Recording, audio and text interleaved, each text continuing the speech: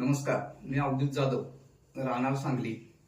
यावर्षी आम्ही गणपती उत्सव 2025 करता थीम अशी घेतलेली आहे की गावाकडील काही आठवणी आणि ग्राम जीवन या थीमवरती आम्ही यावर्षी देखावा सादर करत आहे।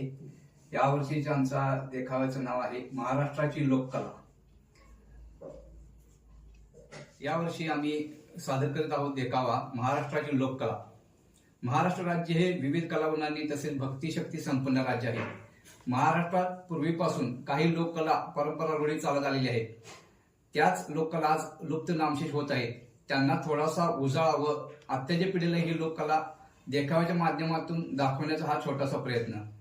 महाराष्ट्राच्या प्रमुख लोककलामध्ये कीर्तन, भजन, गोंधळ, वाघ्यामुरळी, दशावतार, भारुड, पोवाडा, तमाशा, वगनाट्य, लेझिम, कोळी नृत्य ह्या कला येतात।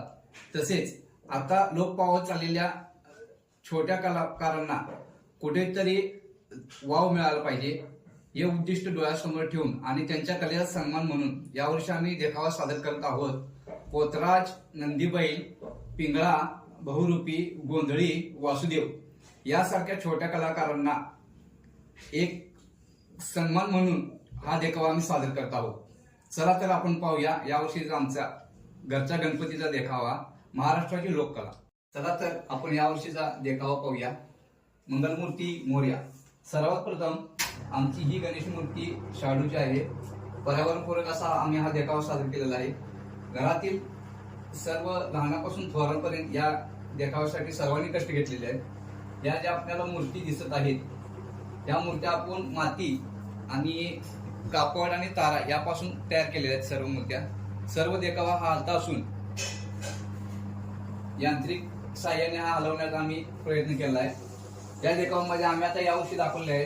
पहिले म्हणजे गोंधळी, जे देवीची उपासना करतात ती गोंधळी, आणि वाघ्यामुरळी म्हणजे ती शंकराची किंवा नाथाची उपासना करतात ती वाघ्यामुरळी, असा हा प्रकार आहे। यामध्ये आम्ही दाखवले गोंधळी। त्याच्यानंतर दाखवत आहोत बहुरूपी। आज ही कला पण नामशेष होत चाललेली आहे। हे काही लोक आपल्या कला दाखवून लोकांचे मनोरंजन करून लहान मुलांचा विरंगुळा करण्याचे काम करतात। अलीकडच्या काळात ही लोक दिसण्यास झालेली आहेत। त्याच्यानंतर आपण पाहूया नंदीबैल। नंदीबैल गावामध्ये हळूहळू येतात, अलीकडच्या काळात दिसण्यास झाल्यात। काही बऱ्याच वर्षांनी किंवा दिवसांनी आपल्याला हे लोक येताना दिसतात।